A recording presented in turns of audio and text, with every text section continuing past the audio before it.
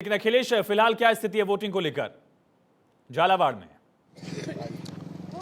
बिल्कुल आयुष, वोटिंग बिल्कुल बहुत अच्छी वोटिंग चल रही है और जिस तरह से आंकड़े हैं 50% से ज़्यादा के आसपास क्रॉस कर गया था अगर हम बात करें 1 बजे की, और ये शाम तक का आंकड़ा अच्छा जाएगा। लेकिन इस वक्त जो तस्वीर आप देख रहे हैं, वसुंधरा राजे सवेरे 8 बजे से निकली हुई हैं, अलग अलग बूथों का वो दौरा कर रही हैं और इस वक्त आप देख सकते हैं तकरीबन 45 किलोमीटर चलने के बाद वो एक गांव पर एक बूथ के पास पहुंची हैं और जो लोग हैं उनसे मुलाकातें कर रही हैं और उनसे मिलने वालों का हुजूम साफ तौर पर आप देख सकते हैं। ये तस्वीरें भारत 24 पर एक्सक्लूसिव आप देख रहे हैं और वसुंधरा राजे सवेरे से वो अपना वोट कास्ट करने के बाद जब निकली हैं तो लगातार आप तस्वीरों में देख रहे हैं और भारत 24 लगातार उनके पीछे है, साथ में उनके।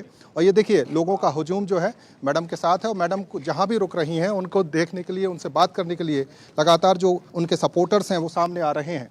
ये तस्वीरें लगातार आयुष आप तक हम पहुंचा रहे हैं और जहाँ तक वोटिंग परसेंटेज का सवाल है तो उम्मीद यह है कि पिछली बार से बेहतर होगा। और झालरापाटन या झालावाड़ जिले की बात करें तो चारों विधानसभा सीट जो है वहाँ पर अच्छी वोटिंग हुई है और उम्मीद यह है कि 70+ यहाँ पर मतदान रह सकता है। जी बिल्कुल। महिमा हमारे साथ लगातार बनी है। महिमा, आदिवासी वोटर्स का एक बड़ा बेस है उदयपुर में, खास करके बीएपी और ट्राइबल पार्टी भी वहां पर चुनाव इस बार लड़ रही। पिछली बार भी 2 सीटें इस पार्टी के नाम आई थी। इस बार वोटिंग किस तरह से दिख रही है वहां?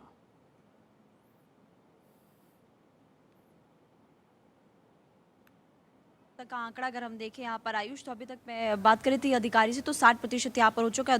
उदयपुर सीट पे मैं इस वक्त मौजूद हूँ और लोगों का खासा रुझान देखने को मिल रहा है। मेरी पीछे तस्वीरें आप देख सकते हैं, विवेक आपको तस्वीरें दिखाएंगे। और सबसे बड़ी बात कि हम इस वक्त आदर्श मतदान केंद्र में मौजूद है। खूबसूरत तरीके से इसको सजाया गया है, महिलाओं की लंबी लाइन लगी हुई है। महिलाओं के साथ साथ आप पुरुषों की भी लंबी लाइन दे सकते हैं। कुछ लोगों से हम बात करने की कोशिश करेंगे यहाँ पर कि आखिर उनके कौन कौन से पॉइंट्स। आप अपना नाम बताइए।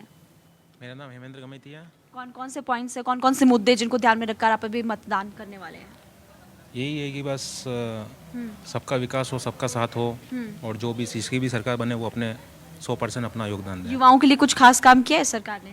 युवाओं के लिए यही है, शिक्षा के क्षेत्र में विकास थोड़ा बहुत किया है और आगे भी ऐसा विकास होता रहे हमारे लिए, यही और उम्मीद कुछ लोगों से आयुष बात करते हैं, फटाफट से रिएक्शन। कुछ महिलाएं भी इस वक्त यहाँ पर मौजूद है और महिलाओं की महत्वपूर्ण भूमिका रहती है। आप अपना नाम बताइए। My name is Lubna Khan. आप लुबना जी ये बताइए कि महिलाओं के इस बार क्या मुद्दे हैं यहाँ पर?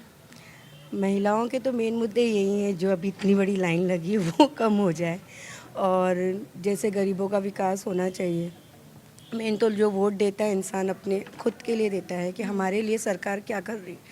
हम चाहते हैं कि हमारा ये वोट खाली ना जाए और हमारे साथ साथ दूसरी महिलाएं जो एज में भी है, जो यंगस्टर है, उनको सबको इसका फ़ायदा हो। और कुछ महिलाएं भी यहाँ पर, आप उनसे भी बात करते हैं। आप अपना नाम बताइए मैम। सॉरी। अच्छा ये बताओ कि महिला सुरक्षा के लिए सरकार ने ठीक से काम किया है इस बार? जो महिला सुरक्षा की बात करते हैं गहलोत जी। ठीक है, ठीक है, आप बताइए। ठीक है, महिलाओं के अपने महिलाओं के मुद्दे हैं और इस महिला वोट बैंक को अपने पाले में लाने की कोशिश दोनों दलों की तरफ से की गई। पलक प्रकाश भी हमारे साथ लगातार बनी है। पलक, मुख्यमंत्री का जिला है जोधपुर, क्या स्थिति वोटिंग की वहां दिख रही है?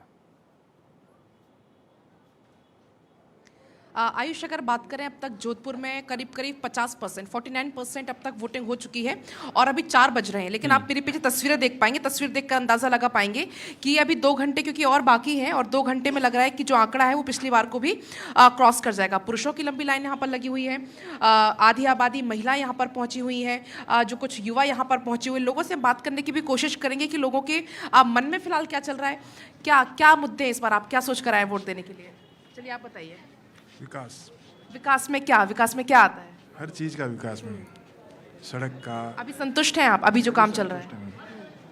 आप बताइए, आप क्या सोच के, कौन से मुद्दे ऐसे जिनको आप दिमाग में अच्छा होना चाहिए, अपना मुख्यमंत्री अच्छा होना चाहिए, अपने महिला का ध्यान रखे, सबका ध्यान रखे, ये सब कुछ अच्छा होना चाहिए। अच्छा, महिला सुरक्षा का बात यहाँ पर कहते हुए नजर आए। कुछ महिलाएं भी उनसे जरा बात कर लेते हैं। मैं आपसे बात करूंगी। बताइए क्या सोच रही हैं, आपके मन में क्या चल रहा है, महिलाओं के क्या मुद्दे हैं, क्या सोचकर आप वोट देने आई हैं? चांस कब आएगा वोट देने का? नहीं, चांस तो आपका आ जाएगा, आप आने वाले हो, लेकिन कुछ तो मुद्दे होंगे ना। मेरा तो फिर तो आप और भी खास है ना, फर्स्ट टाइम अगर आप हैं तो बताइए। चलिए ठीक है, बीकानेर सीमावर्ती जिला है, वहां से आयुषी महर्षि हमारे साथ जुड़ी हैं। बीकानेर में वोटिंग की स्थिति क्या है, क्या मुद्दे आयुषी वहां दिख रहे हैं? और बिल्कुल, क्योंकि देखिए आयुष, सुबह से मेरी मौजूदगी यहाँ पे 7 बजे से वोटिंग शुरू हो गई थी और अब क्योंकि देखिए अब अगर मतदान केंद्रों की बात की जाए तो अब भीड़ हल्की होने लग गई है। वो इसलिए मैं आपको बताती हूँ क्योंकि 7 बजे से ही वोटिंग शुरू होने के साथ में ही लोगों की भीड़ वहां पर पहुंचने लग गई थी और मोस्टली अब लोगों ने मतदान दे दिया। और इस बार मैं आपको बताऊँ संख्या बहुत ज्यादा देखने को मिली क्योंकि मोस्टली मैंने हर एक पोलिंग बूथ को कवर करने की कोशिश की है जितना मैं कर पाई थी और वहां पर मेरे को भीड़ बहुत ज्यादा देखने को मिला। मुद्दों की बात कर लेते हैं क्योंकि यहाँ पर वोट दे दिया आपने? हाँ, दे दिया। तो मेन मुद्दे यहाँ पे क्या है जिनको देखते हुए यहाँ पे वोट किया गया? वोटिंग के मुद्दे तो वही हैं जो अपने फायदे के लिए हो, गवर्नमेंट का जो काम चलता है जैसे रोडें हैं, पानी है और है, वही मुद्दे होते हैं बस। अच्छा, तमाम योजनाएं चलाई जा रही है, उन योजनाओं को देखते हुए वोट दिया गया है या फिर कुछ परिवर्तन अब आप चाहते हैं? नहीं जी सर, योजना को देखते हुए ही वोट दिया गया है। ये उम्मीद करते हैं इससे अच्छी भी योजना आएगी भविष्य में, कांग्रेस सरकार फिर से। अच्छा, बीकानेर की अगर बात कर ली जाए तो कौन से वो मेन मुद्दे हैं, कौन सी परेशानी आपको झेलनी पड़ रही है जिसको लेकर के आपने उनको समझते हुए वोट दिया? हमने जो पाँच छः वो योजना निकाली है उसी के आधार पे। चलिए, योजनाओं का भी असर है, लेकिन कोटा में क्या स्थिति है केशव, ये समझाइए। और हाल के दिनों में कोटा गलत वजहों से चर्चा में रहा, चाहे वो सुसाइड केस हो या राजनीतिक मामले। बिल्कुल आयुष, आपने सही कहा, कोटा को एजुकेशन का हब भी कहा जाता है, इसलिए कोटा का मुद्दे भी अलग है। यहाँ पर एजुकेशन के लिए बहुत बड़ी संख्या में जो छात्र हैं वो देश के अलग अलग राज्य से पहुँचते हैं और ख़ास तौर से राजस्थान में पेपर लीक का मामला सबसे ज़्यादा चर्चित रहा है। प्रधानमंत्री नरेंद्र मोदी जब कोटा में रैली कर रहे तो उस वक्त भी प्रधानमंत्री नरेंद्र मोदी ने पेपर लीक का मामला उठाया था। ऐसे में जब आज कोटा में मतदान हो रहा है तो जो युवा खास तौर से जो वोटिंग करने आ रहे हैं, फर्स्ट टाइम वोटर हो या युवा जो नॉर्मल यहाँ पे पढ़ाई कर रहे हैं वो वोटिंग करने के लिए आ रहे हो, तो उनके दिमाग में ये तमाम मुद्दे जरूर होंगे। लेकिन यहाँ पर सुबह से मैं कई बूथ पे गया हूँ, कई विधानसभा क्षेत्र गया हूँ, राष्ट्रवाद के मुद्दे सबसे ज़्यादा चर्चित है। अभी तक 57% वोटिंग हो चुकी है और इस वक्त मैं जिस विधानसभा क्षेत्र में मौजूद हूँ ये कोटा नॉर्थ का विधानसभा क्षेत्र है, एक बूथ पे मौजूद हूँ। यहाँ से कांग्रेस के सरकार ठीक है, आप सभी बने रहिए, अपडेट्स आपसे लेंगे। और खास मेहमानों का तारुफ करा दे, श्याम झा जी प्रवक्ता भारतीय जनता पार्टी के, स्वर्णिम चतुर्वेदी जी प्रवक्ता कांग्रेस पार्टी के, राहुल लाल जी राजनीतिक विश्लेषक हमारे साथ स्टूडियो में, अवधेश कुमार सर वरिष्ठ पत्रकार हमारे साथ स्टूडियो में लगातार बने हैं। लेकिन महिमा एक अपडेट हमें दे रही है, साझा कर रही है। महिमा बताइए। जी आयुष, क्योंकि एक बुजुर्ग महिला यहाँ पर आई हुई थी, मैं एक छोटा सा रिएक्शन उनसे लूंगी, उसके बाद वापस आपके पास लौट जाएंगे, क्योंकि मुझे लगा कि लोगों को ये बताना जरूरी कि जो लोग अब तक अपने घरों से बाहर नहीं निकले मतदान के लिए, वो घर से अपने बाहर निकले, मतदान करें। क्योंकि जब इतनी बुजुर्ग महिला आ सकती है वोट करने के लिए, मैंने उनको देखा, खुद पैदल चलकर अंदर गई हैं, तो आप लोग भी बाहर निकले और मत का प्रयोग कीजिए। अम्मा, अपना नाम बताइए। मौजूदा सरकार ने काम वाम किया सही से? काम सरकार क्या करती क्या नहीं करती, गरीबों को कोई सहायता करती नहीं है और थोड़ा बहुत सारा दे रही है तो राजस्थान सरकार दे रही है, यही काम हमारा। तो आप वोट करने आई है यहाँ पर, क्या मुद्दे थे आपके? सड़क, पानी, बिजली सब कुछ सही है? हमारे नहीं नाले साफ हो रही है, नहीं हमारे रोड है, नहीं हमारे कोई चीज की बराबर सुविधा है। दुनिया भर के लाइट जलाते, दुनिया भर के बिल आते हैं जो गरीब आदमी जला ही नहीं सकते, डर के मारे बंद करके बैठ जाते। तो देखिए, बिजली पानी की समस्या, और ये कह रही हैं कि बिजली के एक आखिरी सवाल आपसे फिलहाल के लिए, तो आप लगातार वहां सुबह से रिपोर्ट कर रही हैं, क्या मुद्दों के आधार पर वोट हो रहा है या चेहरों को भी देखा जा रहा है? और वो ट्राइबल इलाका है पूरा उदयपुर का, जहां आप हैं, बांसवाड़ा, ये सारा पूरा जो बेल्ट है, यहाँ रीजनल पार्टीज का भी एक ठीक ठाक सा बेस है, और रीजनल पार्टीज भी लड़ाई में दिख रही है क्या? नहीं आयुष, जितना मैं अब तक लोगों को यहाँ पर समझ पाई हूँ, अलग अलग जगहों पर मैं गई हूँ, तो मैंने हर जगह पर यही देखा है कि यहाँ पर सिर्फ और सिर्फ मुद्दे की बात हो रही है। कुछ जगहों पर गंदगी बहुत ज्यादा है, सड़क की समस्या है, पानी की समस्या है, तो ये मुद्दों को लेकर ये जो लोग हैं वो वोट कर रहे हैं। तो फिलहाल ये पिक्चर क्लियर हो पाई है। ठीक है, आप सभी हमारे साथ बने रहिए। अवधेश सर, पहला सवाल आपसे ही, 3 बजे तक 55% वोटिंग दर्ज हुई है और अभी लगभग 3 घंटे का और आंकड़ा है, 2 घंटे का वक्त लोगों के पास वोट करने के लिए। पिछली बार जो 75% का आंकड़ा था वो क्रॉस करने की उम्मीद आप देख रहे हैं इस बार? क्रॉस कर नहीं सकते और नहीं भी, क्योंकि देखिए 75% जो वोट होता है, 75% वो एक पीक हो जाता है राजस्थान जैसे राज्य में, मध्य प्रदेश में। तो चूंकि अब एक पीक पर जाने के बाद एक आध प्रतिशत ऊपर नीचे की ही गुंजाइश होती है, तो बढ़ भी सकता है, नहीं भी बढ़ सकता है, लेकिन उससे नीचे नहीं आना है। तो ये असल में मूल बात यह है कि राजस्थान के चुनाव में इस बार दोनों पार्टियों ने अपने अपने मतदाताओं के मुद्दे के आधार पर जिस ढंग से मोबिलाइज किया है, तो वो काफी संख्या में लोग मत डालने निकल रहे हैं। ये मध्य प्रदेश में भी हमने देखा। बीजेपी तो ये चाह रही थी कि चेहरे के आधार पर राजनीति होना, कांग्रेस ऐसा क्यों कर रही थी? देखिए, ऐसा है कि बीजेपी केवल चेहरे के आधार पर नहीं कर रही थी, क्योंकि चेहरा जो होता है आयुष, वो चेहरा केवल चेहरा नहीं होता है, वो सिंबल होता है कई चीजों का। ठीक है सर, इसी बीच एक बड़ी खबर है राजस्थान के धौलपुर से। ये बड़ी खबर आपके पास लौटेंगे। इस वक्त की बड़ी जानकारी है, बाड़ी में बूथ कैप्चरिंग की कोशिश की गई है। ये एक चौंकाने वाला मामला है कि बूथ कैप्चरिंग का प्रयास किया गया यहां पर। राजस्थान के धौलपुर से बड़ी खबर, बूथ कैप्चरिंग का प्रयास, और दरअसल मौके पर जमकर फायरिंग और पथराव की भी जानकारी है। मतदान की ड्यूटी में लगे कर्मियों से भी मारपीट हुई है। एक बच्ची जो है बालिका, वो गंभीर रूप से घायल है। जिला कलेक्टर अनिल अग्रवाल, एसपी मनोज कुमार मौके पर पहुंचे हैं। राजस्थान के धौलपुर से इस वक्त की बड़ी खबर है, बाड़ी विधानसभा क्षेत्र में बूथ कैप्चरिंग का प्रयास किया गया है। इससे पहले किशनपोल में हंगामे की तस्वीर आई, सीकर में भी हमने देखा कि किस तरह से वहां पर भी हंगामा हुआ है। सर, आप बता रहे थे कि आखिर चेहरे की बजाय मुद्दों की राजनीति इस बार क्यों हो रही है? नहीं, दोनों हो रहे हैं। देखिए, चेहरा भी हम किसी का रखते हैं तो चेहरा भी केवल चेहरा नहीं होता है, उस व्यक्ति के विचार क्या है, वो काम क्या किया है, क्या क्या मुद्दे सामने रखा है। तो व्यक्ति तो जरूर है, लेकिन व्यक्ति सिंबल किन किन चीजों का है। तो बीजेपी ने तो किसी चेहरा को रखा नहीं मोदी के अलावा। मोदी जी ने कहा मेरा नाम ही गारंटी है। कांग्रेस ने अशोक गहलोत जी को जरूर रखा है, तो अशोक गहलोत भी अपने आप में कुछ काम का ही प्रतीक है ना। उन्होंने क्या रखा है? देखिए, इस बार का जो चुनाव है उसमें आरंभ से ही कांग्रेस ने दो बातें करने की कोशिश की थी। एक तो अशोक गहलोत को गरीबों का नेता बना करके कि कैसे उन्होंने स्वास्थ्य से लेके बाकी चीजें की है। सर, एक अपडेट लें। धौलपुर से हमारे साथ सहयोगी विनोद तिवारी कनेक्ट हो गए। विनोद, ऐसी स्थिति, बूथ कैप्चरिंग का आरोप लग रहा है वहां? पूरे मामले की बात करें, जिस प्रकार से धौलपुर जिले की सबसे जो हॉट सीट मानी जाती है वो बाड़ी विधानसभा सीट थी, जिस पर लगातार क्यों हॉट सीट क्यों है? कौन यहाँ प्रत्याशी है? विनोद, सुन पा रहे हैं आप? जी, कौन प्रत्याशी यहाँ कौन है, किस वजह से हॉट सीट है? बसपा और बाड़ी के अंदर बसपा और बीजेपी की जो टक्कर लगातार बताई जा रही है, काफी हॉट सीट भी मानी जा रही है धौलपुर जिले की। इसके अंदर भाजपा जो प्रत्याशी हैं वो गिरिराज सिंह मलिंगा, जो कि पूर्व में कांग्रेस के सांसद विधायक रहे हैं, लेकिन इस बार भाजपा का दामन थामकर चुनाव मैदान में, वहीं बसपा के प्रत्याशी जसवंत गुर्जर है। इनके फिलहाल उस बूथ पर क्या स्थिति है? देखिए, पूरे मामले में कैप्चरिंग की जब घटना की सूचना मिलने के बाद जिला कलेक्टर अनिल कुमार अग्रवाल, इनके अलावा एसपी मनोज कुमार के अलावा भारी पुलिस जाब्ता मौके पर पहुंच गया। लेकिन जैसे मौके पर पहुंचे पहले कई वाहनों को क्षतिग्रस्त कर दिया गया है, तोड़फोड़ भी की गई है। इसके अलावा एक बालिका भी घायल हुई है। वहीं मतदान केंद्र में लगातार पथराव किया गया है। फिलहाल पुलिस पहुंच चुकी है, पूरे गाँव को छावनी में तब्दील कर दिया गया है लगातार। वहीं जो कुछ असामाजिक तत्व थे जिन्होंने पथराव की घटना को अंजाम दिया है, वो भी राउंड अप किए जा रहे हैं। जी चलिए, ठीक है, आप नजर बनाए रखिएगा, आपके पास वापस लौटेंगे। लेकिन अवधेश सर, चेहरा आगे रखने का अशोक गहलोत का नुकसान तो फिर गुर्जर बेल्ट में भी होगा, जो ईस्टर्न राजस्थान का पूरा हिस्सा है। नहीं, देखिए, राजस्थान में वसुंधरा राजे और अशोक गहलोत, इन दोनों के साथ रहा है कि मुख्यमंत्री के रूप में जब भी इन्होंने चुनाव लड़ा है, पार्टी हारी है, किसी ने बनाया नहीं। अगर अशोक गहलोत वापस आएंगे तो बाकी उनको जादूगर माना जाएगा।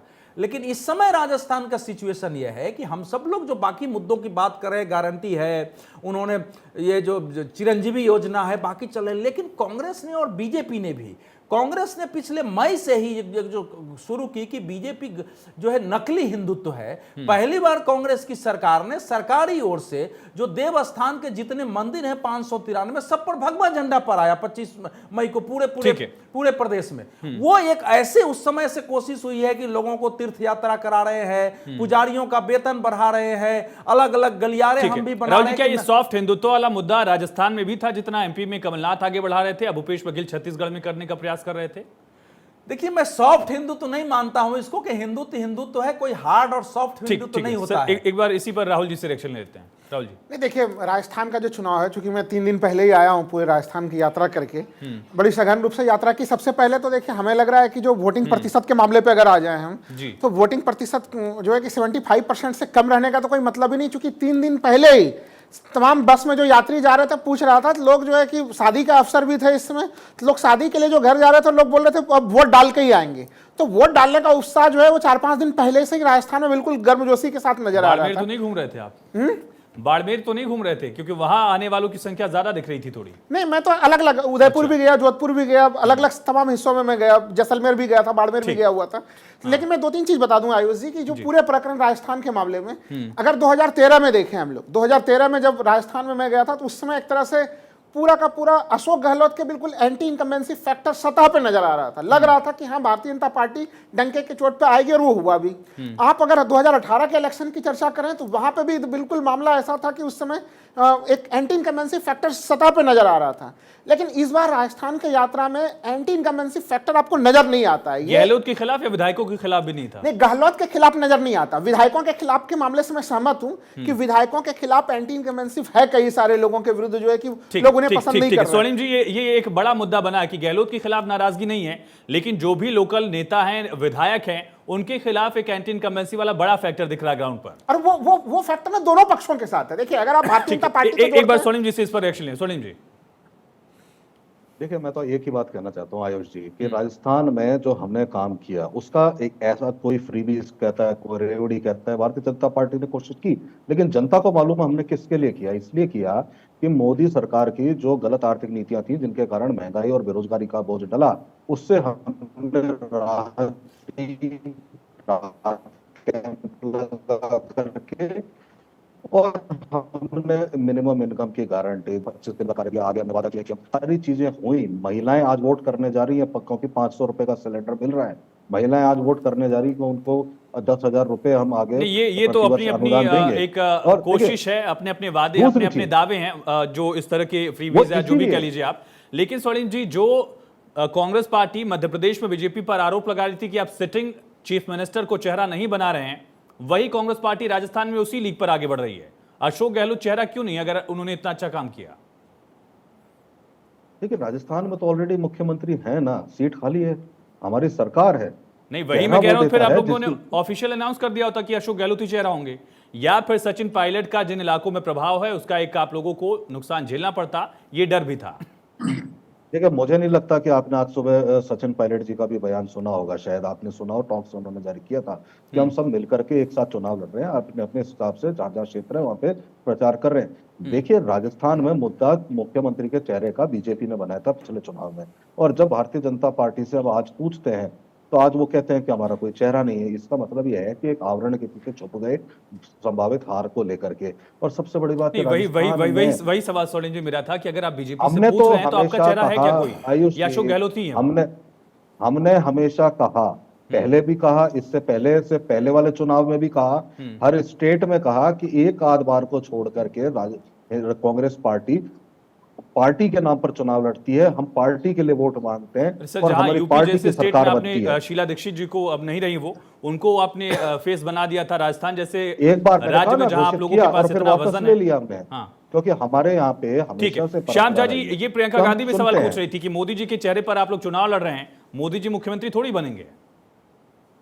जी बिल्कुल, मोदी जी मुख्यमंत्री नहीं बनेंगे, लेकिन हमारे स्टार प्रचारक हैं और अगर हमें उनके प्रचार से अगर फायदा मिलता है तो हम बिल्कुल लेंगे।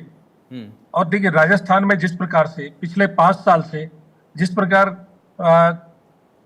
आप महिलाओं का ले लें, अत्याचार का मामला ले लें, नंबर 1 पे बलात्कार में पहुंचा दिया राजस्थान को अशोक गहलोत की सरकार ने, और जिस प्रकार से यहाँ पे एक तरह से खनन माफिया और एक तरह से जो यूपी बिहार में जिस प्रकार से रंगदारी का मामला चलता है, वो सारा नया पनप के सामने आया। सरकार है तो 6-7 साल हो गए श्याम जी।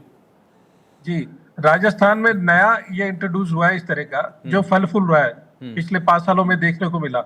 और जो किसान, जो राहुल गांधी पिछली बार आए थे और बोल के गए थे कि 10 तक गिनती करिएगा और आपका ब्याज और तो इतने सारे मुद्दे आप गिना रहे हैं, इन मुद्दों के साथ साथ बीजेपी को राजस्थान में उन फ्रीबीज की पिच पर बैटिंग क्यों करनी पड़ी, जिसको लेकर लगातार रेवड़ी कल्चर का आरोप लगता रहा कांग्रेस पर और बाकी दलों पर? देखिए, आपने बोला हम 450 में देंगे, कांग्रेस ने बोला हम 400 में सिलेंडर देंगे, आपने बोला हम 12,000 राशि देंगे, कांग्रेस बोल रही थी हम 10,000 की राशि देंगे। तो जब इतनी योजनाएं हैं, स्कूटर वाले मामले में भी हर मामले पर ये देखा गया, एक कंपटीशन जैसा लग रहा था। आखिर ऐसी स्थिति क्यों दिख रही है फिर इन मुद्दों के अलावा भी? देखिए, ये फ्री बीज नहीं है, जो एक अंत्योदय की बात करते हैं। नहीं, वो तो अपने शब्दों की सहूलियत है श्याम जी, वो आप भी जानते हैं। आप फ्री बीज कह लीजिए, रेवड़ी कह लीजिए, गणित कह लीजिए, ये आपको अंतर समझना पड़ेगा। आपको अंतर समझना पड़ेगा। एक सबके लिए अगर बांट रहे, जो समृद्ध है उसके लिए भी अगर बांट रहे तो वो फ्री बीज है और रेवड़ी है। ठीक है।